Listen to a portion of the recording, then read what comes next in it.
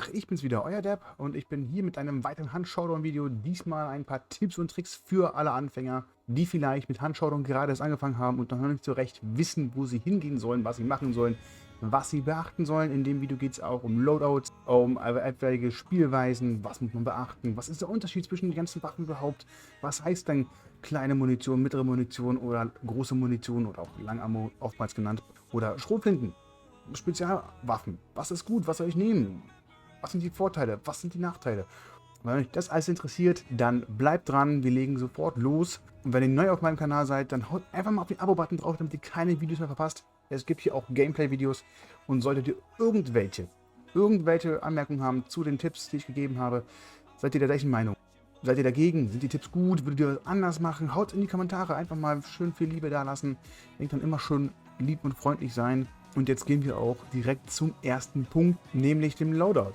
So, wir werden auch einfach mal mit einem komplett neuen Jäger anfassen. Die Punkte sind jetzt nicht unbedingt systematisch geordnet. Allerdings natürlich das allererste, bevor ihr in irgendeine Runde reingeht, ist der Hunter. Die Ausrüstung, die ihr vielleicht habt, die ihr noch anpassen müsst. Und deswegen ist jetzt der Hunter zusammen mit dem Loadout das erste, was wir mal durchsprechen. Wir schaffen uns mal einen neuen.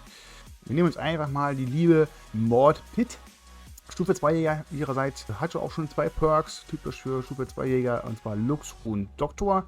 Zu den Perks kommen wir später auch noch hinzu. Und das uns mal einfach mal rekrutieren hier für $500. Wir machen sie mal komplett nackig, also vom Lautort her natürlich, ne? Nicht komplett, ist ja wohl klar. Jetzt gehen wir mal rein. Was haben wir denn hier alles überhaupt für Menüpunkte? Also klar, hier kann man erstmal die Größe einstellen. Von den Waffen möchte ich einen 1-Slot, einen 2er-Slot oder einen 3er-Slot haben. Und das Ganze zu verstehen, wofür ich das Ganze einstellen kann, ist erstmal wichtig zu wissen. Wir haben hier drüben auf der rechten Seite 2 Waffenslots. Momentan sind sie beide als großer Slot markiert. Doch was passiert denn, wenn ich mir jetzt eine 3er-Slot-Waffe nehme, wie zum Beispiel die Sprenglanze? Richtig, der eine wird zu einem kleinen Slot. Und wenn ich da aber jetzt eine 2er-Slot-Waffe reinpacke, wird der andere auch zu einem 2er-Slot, also einem mittleren großen Slot. Sprich, ich kann jetzt in dem zweiten Slot nur noch Waffen reinpacken, die hier 2 oder 1 Slot aufweisen. Und das ist wichtig zu wissen, denn mit dem Loadout, was man da reingeht, möchte man natürlich auch ein wenig Planung vorab reinbringen. Und um diese Planung auch anbringen zu können, müssen wir jetzt erstmal gucken, was soll denn hier überhaupt rein. Fangen wir mal an. Standardmäßig zum Anfang hat jeder eigentlich immer eine Winfield C dabei. Das wäre die hier. Winfield C, mein Beispiel, ist Kompaktmunition, also die kleine Munitionsart. Hier haben wir die mittlere Munitionsart und hier haben wir die lange Munitionsart. Daneben noch die Hülsen, also alles was Schrotflinten ist. Explosiv, Feuer, Gift und Spezial. Wir gehen jetzt mal alles nach und nach durch. Kleine Munition, Kompaktmunition. Wir können das Ganze auch nochmal selber nachlesen. Geht ihr einfach hier unten auf das kleine Symbol drauf. Kleinkaliber. Pistolenpatrone, geringe Durchdringungsschaden, durchdringt dünne Holzplatten aus nächster Nähe. Kann weder Stein noch Metallbleche durchdringen. Kann keine Bäume durchdringen. Heißt also schon mal, okay, die Waffe kann schlecht Sachen oder sogar recht wenig Sachen durchdringen. Hier unten sehen wir auch immer den Schaden, ne? Fernkampf, Schussfolge, Nachladegeschwindigkeit, Nahkampfschaden, schwerer Nahkampfschaden, man kann den Nahkampf auch aufladen. Mündungsgeschwindigkeit, wie schnell fliegt denn unsere Kugel jetzt? Handhabung, das ist, wie stark schwankt denn jetzt die Waffe und wie krass verzieht die Waffe nach jedem Schuss. Und die Reichweite, also die effektive Kampfreichweite. Und das kann man auch mit anderen Waffen vergleichen, indem man jetzt einfach mal ziemlich runterscrollt. Nehmen wir uns mal hier die Nugget Officer dazu, Karabiner. Jetzt haben wir einen roten Balken unter den grauen Balken bekommen. Das sehen wir nur, sobald wir eine Waffe ausgerüstet haben und dann mit dem Mauszeiger über eine andere Waffe rübergehen.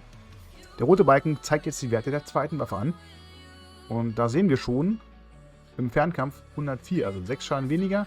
Reichweite ist auch um 3 Meter geringer. Handhabung ist identisch. Mündungsgeschwindigkeit auch wieder um 40 Meter die Sekunde langsamer. Nachladen dafür 2 Sekunden schneller. Nahkampf auch wieder bei beiden Werten identisch. Ja, und das Ganze kann man jetzt auch weiterführen, indem wir zum Beispiel mal die nächste nehmen, zum Beispiel ein mittleres Kaliber. Die Springfield. Springfield, typische mittlere Kaliber, oder die Wetterli, um mal bei den Karabinern zu bleiben. Ebenfalls sehen wir automatisch, man hat mehrere Schuss, mehrere Patronen schon vorgeladen, muss nur durchpumpen sozusagen. Einmal durchladen, wie man das so kennt, typisch von Scharfschützengewehren aus dem modernen Spiel. um die nächste Kugel reinzukriegen. Und da sehen wir jetzt schon höhere Schadenswerte, nämlich 110 für die Winfield, 130 für die Wetterli. Reichweite ebenfalls deutlich höher, fast das Doppelte, 167 Meter. Schussfolge etwas langsamer, ne? 42 hat die Wetterli und 50 immer noch die Winfield. Handhabung nur 2% geringer, macht aber bei dem einen oder anderen schon ein bisschen was aus. Nachladen ist sie ebenfalls schneller und Mündungsgeschwindigkeit ist sie um 10 Meter sogar schneller. Nahkampf wieder das gleiche. So, mittlere Munition. Was macht mittlere Munition? Mittleres Kaliber, das der Name schon sagt, einfach die nächst höhere Stufe an Munition, Patronen. Hochleistungspatrone für Pistolen, mäßige Durchdringungsschaden, durchdringt dünne Holzplatten. In mittlerer Reichweite kann weder Stein noch Metallwäsche durchdringen, kann keine Bäume durchdringen. Also wir sehen schon, kann auch schon auf mittlerer Reichweite, kann sie immerhin schon Holz durchdringen. Und was wir halt sehen, ist auch, mittlere Munition hat generell schon etwas mehr Schaden als das Kleinkaliber. Dann nehmen wir mal dazu die Ult Tusk oder besser gesagt die Springfield. Ult Tusk ist nur ein Skin. Da sehen wir auch schon wieder, das ist jetzt ein Gewehr, was nur eine Patrone hat. Und da muss man eine neue Kugel komplett neu reinladen. Also man kann nicht durchladen, nicht durchpumpen. Dafür macht diese Waffe aber pro Schuss schon mal 2 Schaden mehr. Hat eine höhere Reichweite und auch eine wesentlich höhere Mündungsgeschwindigkeit. Sprich, man muss weniger vorhalten. Und das ist dann auch je nach Spielstil wieder unterschiedlich, was will ich spielen. Ne? Nehme ich mir jetzt eine Einzellader oder eine mit vielleicht 5 bis 7 Schuss drin, wo ich halt schneller hintereinander schießen kann. Sollte der erste Schuss reingehen, brauche ich noch einen zweiten zum Treffen, zum Töten etc. etc. Ihr kennt das Ganze von anderen Spielen. Das Prinzip ist, glaube ich, klar. Und wenn wir uns das Ganze einfach mal jetzt noch mit den langen Munitionen angucken, nehmen wir mal die Sparks. Die Sparks hat jetzt schon einen unglaublichen Wert von 149 auf den Schaden. Reichweite 250 mit einer Mündungsgeschwindigkeit von 533, also auch nochmal mehr als die Springfield mit den 490. Nachladen 4 Sekunden, um einen Schuss wieder reinzuschieben. Und Handhabung von 73. Ja, aber wir sehen schon, der Schaden ist wesentlich höher und Großkaliber, Gewehrpatrone, hohe Durchdringungsschaden, durchdringt Holzwände und kleine Bäume. Durchdringt dünne Steinwände und kann einzelne Metallbleche durchdringen, ebenfalls keine hohen Bäume durchdringen. Ja, also wir sehen schon, das Limit ist wesentlich höher gelegt, die Messer ist wesentlich höher an Gegenständen, die jetzt Großkaliber durchdringen kann. Ihr seht also schon, das ist mit die stärkste Munitionsart, einfach auf dem Papier erst einmal. Und da haben wir aber auch wieder natürlich, wenn wir jetzt mal die mittlere rausnehmen, auch verschiedene Sachen. Nehmen wir mal die Mosin Nagant, eine typische Hand-Showdown-Waffe. Und hier sehen wir schon, sie hat jetzt gegenüber der Sparks ist hier der rote Balken, etwas weniger Schaden, dennoch die gleiche Kampfreichweite. Handhabung ist hier ein klein wenig besser. Nachladen 3 Sekunden. Man muss dazu aber sagen, die Mosin Nagant hat jetzt schon 5 Patronen vorgeladen und hat eine höhere Mündungsgeschwindigkeit. Fliegt also schneller, kostet aber auch einiges mehr als die Sparks. Sparks kostet 430, Mosin Nagant 490. Dazu können wir auch gleich wieder zu den Kostenpunkten, woran man etwas besser ausmachen kann oder sollte ich die Waffe jetzt spielen. So, also hier haben wir auch wieder wunderbare Repetierer gegenüber einem Einzellader gestellt. Beides ist Großkaliber, gelten also dieselben Voraussetzungen, wenn es darum geht, den Durchdringungsschaden zu machen. Und ja, dann bleibt uns als nächstes noch die Hülsenversion, nämlich die Schrotflinten. Da haben wir die verschiedensten Sachen. Terminus ist quasi die Schrotflinten-Version, der Bruder von der Winfield. Winfield, ne, kennt man bestimmt. Winchester, habt ihr schon mal gehört. Schön Unterhebel-Repetierer. Da ist die Terminus auch als Schrotflinten-Version. Dann haben wir die Cronin King. Das ist die Schrotflinte für $600, wo ihr alle sehen könnt schon, oh, die muss was drauf haben. Ja, sie hat auch richtig was drauf. Sie schießt verflucht schnell, hat 5 Schuss drin und zack, zack. Ist also Semi-Auto. Jedes Mal, wenn ihr da drauf haut auf die linke Maustaste, kommt auch ein Schuss raus. Unglaublich gefährlich im Nahkampf, unglaublich tödlich. Corporal Rival, doppelläufige Schrotflinte. Kennt man auch aus vielen Spielen. 2 Schuss vorgeladen. Sehr schnelle Schussrate, dafür aber nur 2 Schuss. Spectre, Pump-Action, klassische Pump-Action, Schuss, Pumpen etc. Und dann gibt es immer noch mal von jeder Waffe mehrere Versionen. Sei es Schrotflinten, sei es Lang-, Mittel- oder Kompaktmunition. Habt ihr entweder Bajonetts drauf, verschiedenste Visierungen. Na, also das Bajonett. Man schießt also schon und kann dann nochmal Nahkampf gehen. Ist gut, um Waffen zu leveln, denn, dazu kommen wir später, Waffen muss man auch leveln, um die nächsten Versionen freizuschalten. Jetzt haben wir hier die Spezial. Winfield gehört nicht zu Spezial. Manchmal hat man einen Bug, dass die einfach nicht rausgeht. Klappen wir wieder alles rein. Explosiv als Waffe. Sprenglanze. Nahkampfwaffe. Unglaublich starke Waffe. Nahkampf kann die einen gegnerischen Jäger mit einem Schlag ausnocken. Hat aber auch noch, wenn man Rechtsklick gedrückt hält, einen kleinen Sprengpfeil. Schießt so eine Sprenglanze nach vorne. Die kann man hier oben so ein bisschen sehen. Bleibt im Ziel stecken und explodiert und macht einen unglaublichen Explosionsschaden. Ist recht ungenau das Ding, also nicht unbedingt für PvP geeignet. Manchmal kann man damit lustige Schüsse landen auf jeden Fall und damit Gegner dann überraschen. Ist aber außerhalb vom Nahkampf im PvP natürlich nicht zu gebrauchen. Zumindest nicht sehr effektiv. Feuer haben wir nicht, das sind Wurfwaffen. Und Gift haben wir auch nicht. Und später Munitionsantwort. Spezialmunition. Dazu zählt auch wieder die Sprenglanze, weil diese Sprengbolzen findet man logischerweise nicht in jeder Munitionskiste. Genauso wie die Deutsch, eine semi-automatische Pistole, so wie man sie heutzutage klassisch kennt. Mit jedem Linksklick schießt sie einen Schuss raus, ist gut stark, ist unglaublich stark die Waffe. Armbrüste, also Handarmbrüste wie die großen Armbrüste zählen auch zu Spezial, denn auch diese Pfeile findet man nicht in irgendwelchen Munitionskisten. Dafür gibt es extra Spezialmunitionskisten. Und die Nitro Express, meine Lieblingswaffe, war unglaublich stark in der Early Access. 200 Meter und du hast die Gegner gewone-shottet, ist heute nicht mehr so. Gott sei es gedankt. Dennoch spiele ich sie noch sehr gerne, wenn auch nur dank der Erinnerung dafür. Das haben wir natürlich gesehen, es gibt unglaublich viele Kategorien und wenn man jetzt einmal durchscrollt, ohne hier irgendwas auszurüsten, sieht man schon, es gibt unglaublich viele Waffen. Auch in der Pistolengegend natürlich haben wir extrem viel vertreten, viele verschiedene Versionen von den verschiedensten Pistolen, Revolvern etc. Abgesägte Version von der Dreierwaffe, also Dreiplatzwaffe, abgesägt nur noch 2 Plätze ein, kann man also schon 2 mitnehmen, natürlich dafür ungenauer und so weiter und so fort. Also wie suche ich mir denn jetzt die richtige Waffe aus? Mein Tipp dazu, wenn man anfängt, hat man sowieso nicht so viele Waffen, aber alle Waffen, die man auch freischaltet, spielt sie erst einmal. Einfach spielen, kriegt ein Gefühl dafür. Mein Tipp ist hier ganz klar, spielt einfach die Waffe. Spielt sie durch, kriegt ein Gefühl dafür, spielt mehrere Runden mit ein und derselben Waffe. Es hilft natürlich auch zum Hochleveln. Versucht die verschiedensten Sachen aus, Karabiner, Einzellader. Auch bei den Pistolen, auch da geht das Gleiche. Testet die Waffen durch. Guckt einfach mal, was liegt mir. Bin ich vielleicht ein Schrotflintenspieler mit einer starken Pistolenkombination? Um das halt rauszufinden, müsst die Waffe spielen. Hört nicht auf irgendwas, was ich euch jetzt sage, die Waffe ist extrem stark und so. Ja, das ist eigenes Empfinden immer noch. Klar, es gibt so diese typischen Meta-Waffen, die man sieht, die auch auf dem Blatt Papier und auch in echt oftmals sehr stark sind. Aber das heißt nicht, dass ihr damit auch sehr stark seid. Denn die sehr starken Waffen zum Beispiel, nehmen wir mal die 3 starken Waffen raus. So, ich bin jetzt wieder hier im Laden drin, jetzt gehen wir mal die ganzen starken Waffen durch, wie zum Beispiel der Schrotflinten-Version einfach mal wirklich hier die Cronen King rauspicken. Ja, die ist unglaublich stark und wir können hier in der 3D-Ansicht auch gleich mal testen, wie die Schussrate so ist. Das war zu schnell gerückt.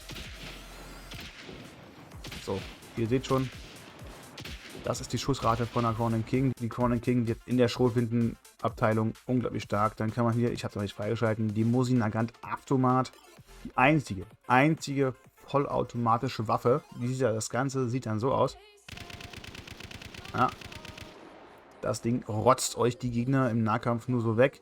Fernkampf, seitdem sie jetzt immer pro Tastendruck 3 Schuss raushaut, also Dreier-Salven, das waren vorher 2, ist sie schwerer zu handhaben. Man kann es immer noch lernen, also natürlich kann man sie immer noch handhaben, aber ihr müsst euch im Klaren sein, ihr drückt drauf, das Ding schießt sofort 3 Schuss raus auf Distanz. Meistens trifft dann nur ein Schuss von diesen 3 und man hat 3 Schuss rausgehauen. Dann haben wir als dritte Waffe, wie schon angesprochen, die Nitro Express, auch gerne der Elefantentöter genannt.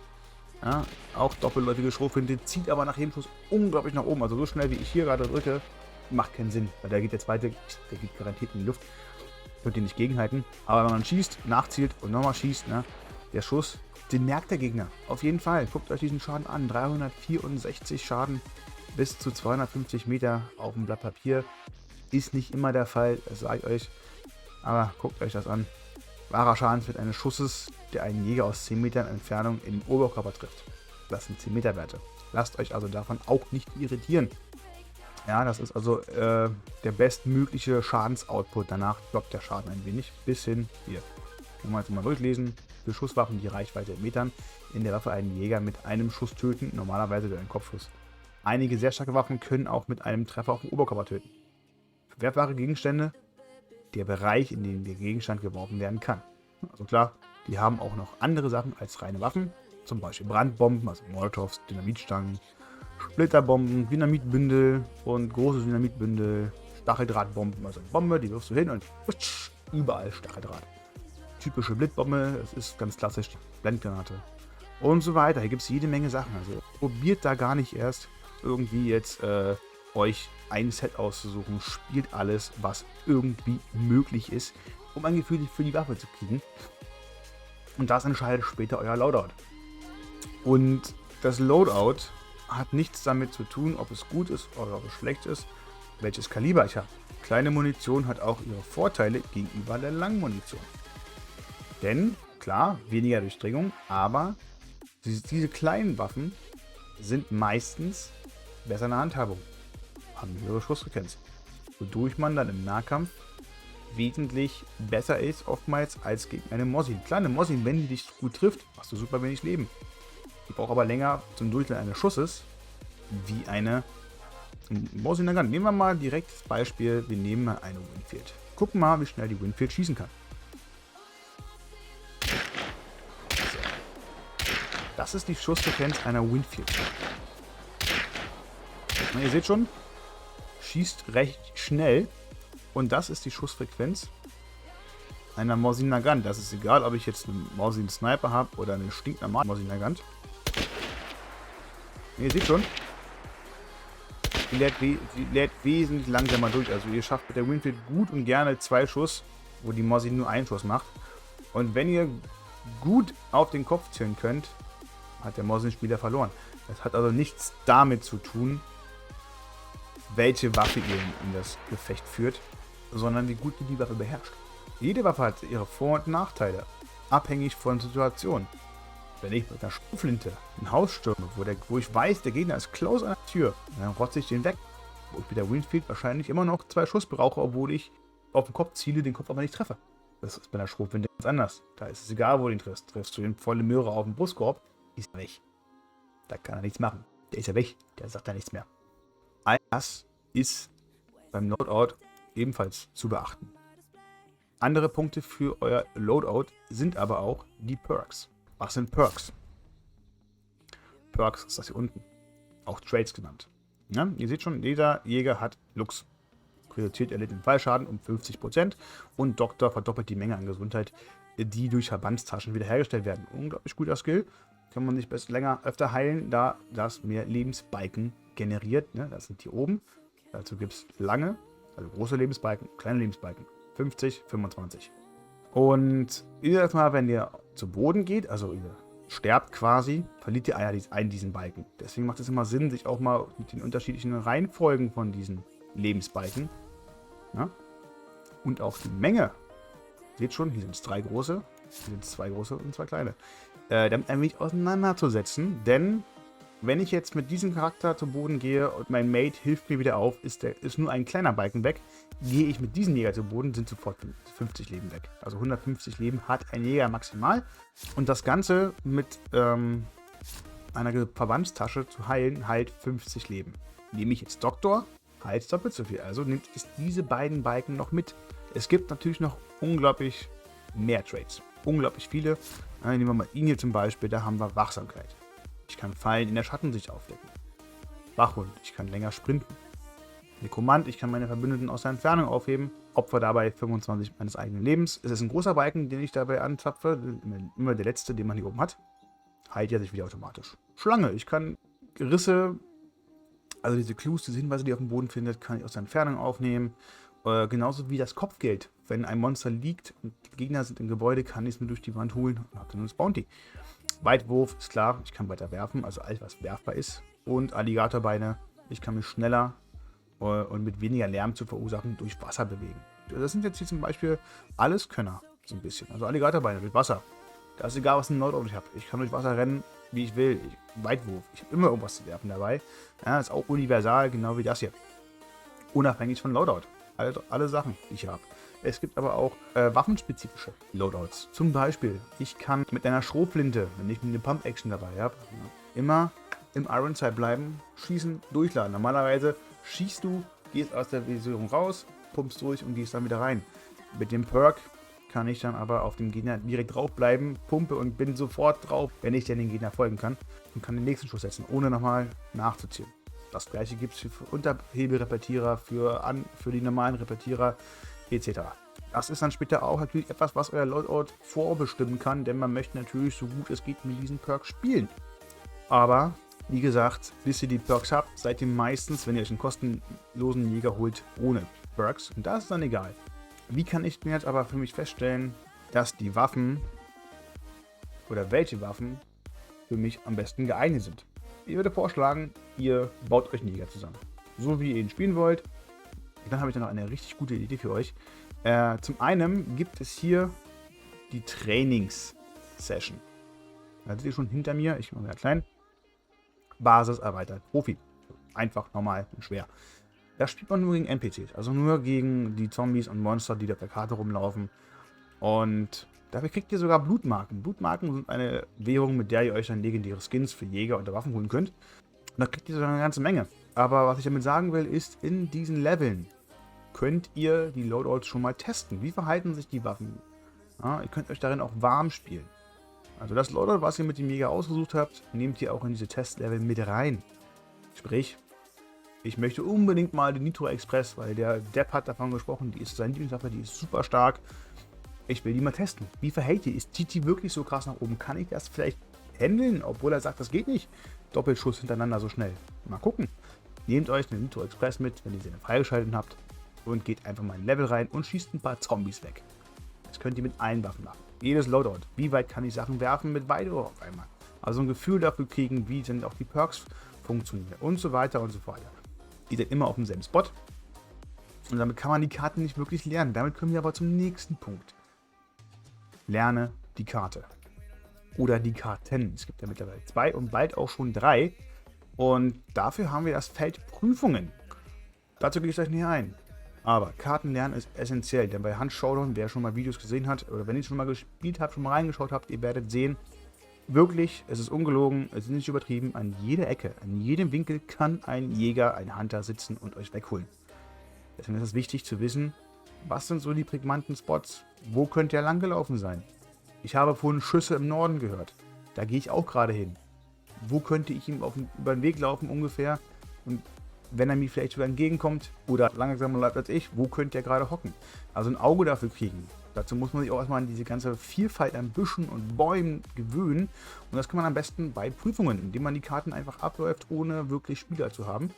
Denn, egal welche Karte ihr nehmt, na, ihr habt hier mehrere Prüfungen und bei jeder Prüfung könnt ihr immer Kunden einstellen. Bei Erkunden könnt ihr wirklich frei über die Karte laufen, ohne irgendwelche Boundaries, außer die von der Karte gegebenen Grenzen. Dazu habt ihr aber auch noch hier immer verschiedenste Aufträge. Welche einfach mal einen Routenlauf. Hier müssen wir irgendwo stehen und Gegner töten. Ich habe noch nicht viele Prüfungen gemacht, aber sie machen Spaß, sind auch einige echt schwer. Und Gegner töten einfach snipermäßig. Ne? Also ihr steht irgendwo auf dem Dach, ihr spawnt irgendwo auf dem Dach bei der Prüfung und müsst dann mit einer vorbestimmten Waffe so viele Gegner wie möglich töten. Hier unten habt ihr noch Ziele, leicht, bitte schwer wieder. Und dafür kriegt ihr so eine Prüfungsmarken, womit ihr auch wieder Sachen freischalten könnt. Skins oder Handdollar etc. Es gibt aber auch das hier. So. Diese 3 Zombies. Ihr spawnt auf einen Spot, hier in dem Fall im Scupper Lake. Und müsst dort Zombies töten, also bestimmte vor allem. Da laufen auch noch andere rum, aber hier in dem Szenario möchte er, dass wir 3 gepanzerte töten und verbannen. Sprich, töten, ranlaufen, einmal kurz an F'en und schon wird er verbannt. Und das ist auf leicht. Dann kommt 6 dazu, tötet zu 15 Grunts, also normale Zombies. Und wenn wir das Ganze auch schwer schaffen wollen, müssen wir auch noch Feuerschaden vermeiden. Und das Ganze haben wir 5 Minuten Zeit. Und so weiter und so fort. Das Ganze zieht sich durch an verschiedenen Schauplätzen, wie ihr seht. Ne? Das Rote Kreuz bewegt sich immer. Damit kann man die Karte dann auch kennenlernen. Ein weiterer Vorteil, warum ich euch Prüfungen vorschlage, ist einfach, manche Situationen sind wirklich recht schwer. Ihr müsst dann mit einem vorbestimmten Loadout arbeiten. Und das kann ganz schön brenzlig werden, wenn man vor allem noch nicht an diese Karte gewöhnt ist und auch noch nicht an die Waffe. Und dann spawnen dann manchmal unglaublich viele Zombies. Auch starke Zombies. Oder zumindest nervige, wie jede Menge Hunde. Und damit kann man sich an brenzlige Situationen sehr gut gewöhnen. Man kann da einfach mal reingehen, ein bisschen rumspielen, gucken und dann muss man auch mal die Beine in die Hand nehmen und damit klarkommen, nicht überall umzugucken. Und das sind zwar nur Zombies, aber ihr werdet dafür darauf geschult, auch mal nach hinten zu gucken, mittendrin und so weiter und die Umgebung immer im Auge zu behalten. Und dadurch lernt man immer so wieder, je nachdem, in welchem Bereich man ist, diesen Bereich besser kennen. Und ihr könnt euch Spots besser merken, wo ihr euch auch selber hinstellen könnt, wo ihr relativ safe von den Zombies seid. Und vielleicht auch noch gleich merken für das spätere PvP-Spiel, wo habe ich eine gute Sicht auf den Platz, wo ich gerade bin, um, wenn feindliche Jäger kommen, die ganzen Hunter abzufangen, zu töten, zu erschießen oder eigentlich einfach gut zu verstecken, weil ich in der Unterzahl bin, was auch immer. Also damit kann man die Karten an spezifischen Slots kennenlernen, für beide Maps und halt dementsprechend auch gleich mal ein bisschen üben, mit brenzligen Situationen klarzukommen, mit den Waffen klarzukommen in diesen brenzligen Situationen etc. Also man kann auch da wieder einiges lernen, also Training und Prüfungen. Bei Prüfungen hat man sogar auch noch einen schönen Reward, hier kann man Sachen freischalten, wie gesagt. Und bei den Training, diese Bootmarken, mit denen ihr euch dann Legendary Skins holen könnt, damit könnt ihr Karte lernen und auch euch ein klein wenig an brenzlige Situationen oder an bestimmten Loadouts gewöhnen, die ihr so vielleicht niemals eingestellt hättet. Loadouts, die ihr so selber, wo ihr gar nicht auf die Idee gekommen wärt, das so zu spielen. Und auf einmal müsst ihr das so spielen und vielleicht gefällt es euch sogar. Und die sagt, ey, geil. Vielleicht hier ist komplette Loadout, aber die Waffe, die ist ganz geil. Die hätte ich so noch nicht gespielt. Finde ich super. Und das ist so das Essentielle. So, damit wären wir also beim Start. Loadout aussuchen. Ne? Wie gesagt, spielt die Waffen erst einmal. Wenn ihr Hunter mit Traits habt, also mit Perks, mit Skills, nennt es wie ihr wollt, versucht euer Loadout daran anzupassen. Wenn es dann waffenspezifisch ist, habt ihr da irgendwas, wo da steht, für Repetierwaffen, dann nehme ich einen Repetierer mit. Ansonsten bringt mir der ganze Trade nichts. Und der nächste Punkt ist, wenn ich jetzt hier einen Hunter habe, der kostenlos ist, oder generell Stufe 1 Jäger, was ja am Anfang meistens der Fall ist, habe ich keine Trades. Ich möchte aber ganz gerne meine Chancen verbessern und möchte schon mal ein paar Trades haben, eine richtige Runde. Dafür gibt es Farmrunden. Farmrunden heißen einfach nur, ihr geht auf die Karte, versucht gar nicht erst irgendwie den Boss zu jagen, nehmt vielleicht die Clues mit, um ein paar Dollar und Erfahrungspunkte noch extra mitzunehmen, aber essentiell rennt ihr nur irgendwie zum nächsten Ausgang und dabei meldet ihr alle Zombies nieder, die euch in den Weg kommen, mit den Waffen, die ihr leveln wollt. Dafür sind Waffen, wie jetzt hier die Talon gerade, die Talon-Klaue, unten noch so eine Klaue dran, so ein Beil, dafür sind die wunderbar geeignet. Warum sind sie dafür gut geeignet? Ganz einfach. Ihr könnt damit Zombies ohne zu schießen ausschalten, ihr könnt sie töten, das geht alles auf die Erfahrung für die Waffe und damit könnt ihr dann weitere Versionen, wie die abgesägte Version freischalten, etc. Und später Munitionsarten, kommen wir auch noch darauf zu sprechen. Und das so gut wie es geht geräuschlos, denn Geräusche sind in dem Spiel nicht gut. Macht ihr laute Geräusche, rennt ihr ständig, schießt ihr ständig, wissen andere Jäger, wofür ihr seid. Das ist der nächste Punkt auf meiner Liste. Versucht euch leise zu bewegen. Macht die Gegner nicht auf euch mehr aufmerksam. Versucht nicht irgendwie jetzt Rambo zu spielen. Rennt nicht über die Karte und schießt jeden Zombie über den Haufen, den ihr seht, sondern verprügelt ihn. Muss nicht unbedingt ein Bajonett oder so eine Klaue dran sein. Es reicht auch aus, dir mal so ein paar Gewehrkolben in die Fresse zu hauen, auf gut Deutsch. Und damit levelt die Waffe auch. Gerade wenn ihr solo unterwegs seid, so wenig Geräusche wie möglich machen. Sind Gegner close bei euch. Versucht immer in der Hocke zu sein. Bewegt euch in der Hocke, wenn es sein muss. Wenn sie euch nicht gesehen haben, in der Hocke bleiben, verstecken und oft ihre Geräusche hören, die sie machen. Denn dann wisst ihr schon mal allein vom Hören, wo ungefähr, in welche Richtung und wie weit entfernt die sich von euch befinden. Die wissen aber vielleicht gar nicht, dass ihr da seid. Das würde sich ändern, würdet ihr ständig irgendwen erschießen. Macht das zu eurem Vorteil. Die machen Geräusche, ihr nicht. Und schon habt ihr den Vorteil bei der Ortung der Gegner. Und wenn ihr dann den ersten Schuss safe setzen könnt und den ersten Gegner vielleicht sogar komplett schon rausnehmt, habt ihr den Vorteil. Wenn ihr zum Beispiel solo unterwegs seid und ihr spielt dann mindestens immer gegen Zweierteams, wenn ihr davon den ersten rausnehmt, ohne dass sie wussten, dass ihr da seid, habt ihr schon mal eine 1:1 Situation geschaffen, wo bei dem einen der Partner am Boden liegt. Wenn ihr den dann noch anzündet, damit er dann irgendwann die Lebensbalken sich ausbrennen und er, wenn er wiederbelebt wird, wenig Leben hat oder wenn die Lebensbalken sogar komplett ausbrennen, gar nicht mehr aufgehoben werden kann, baut ihr Druck auf beim Gegner. Er muss sich wieder schneller bewegen. Wenn ihr euch derzeit derweil leise bewegt, verliert er euch vielleicht irgendwann aus den Augen, weiß nicht mehr, wo ihr seid. Dadurch, dass er aber hektisch ist, weil er seinen Freund wiederholen will, macht er Geräusche. Und ihr könnt immer ungefähr wissen, wo er ist. Macht euch das zunutze. Das ist der Punkt. Leise und nicht hektisch spielen.